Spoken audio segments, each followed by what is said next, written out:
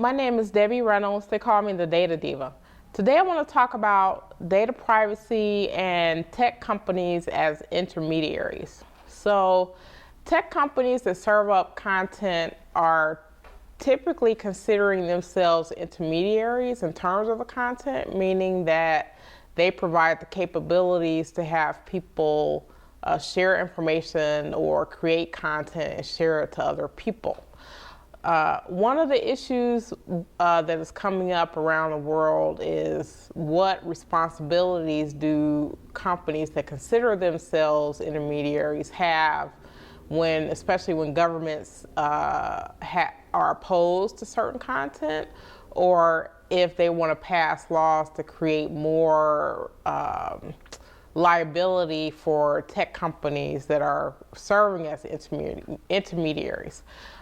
One issue that's come up recently, and we're seeing this in other countries as well, is in Hong Kong, where Hong Kong currently is trying to make an amendment to their personal data privacy ordinance to combat doxing. So doxing is a way that people divulge personal information about someone. Typically is done for retaliation or some other bad means. This was a big issue in Hong Kong a few years ago, where they had gotten so many complaints about either journalists having their personal information published on the internet and in public forums, police, and also protesters.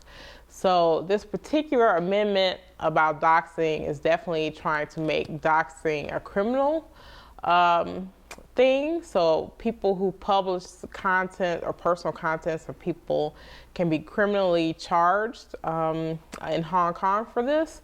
But the troubling thing for tech companies is that they also want to create some type of criminal liabilities for the intermediary companies, meaning that some people or executives within certain tech companies, if they weren't compliant or if they weren't able to either sort of halt these types of doxing attacks, would be criminally charged in some way. So we're also seeing this happening in India as well, where they're passing laws where they want a certain person with a certain title within the company to be the person responsible. So then that responsible person could be called to court and also possibly criminally charged in a situation where, let's say, a takedown request wasn't done in the way that maybe the government thought it should be handled, or if there was information in terms of a government investigation, if they felt as though a tech company was not cooperating in a certain way, it may create some type of criminal liability for someone within the company.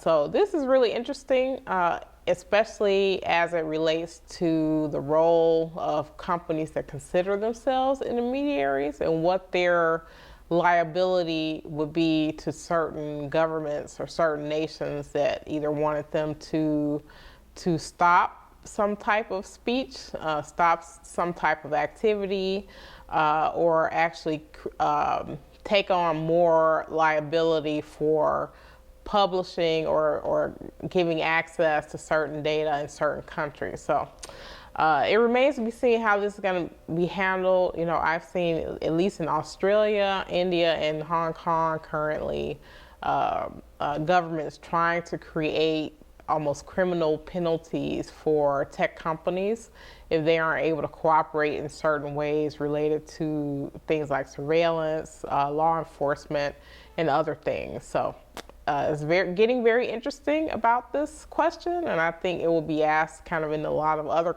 countries as well, as you know, as governments want to have tech companies have more responsibility in this area. That's it. Thank you.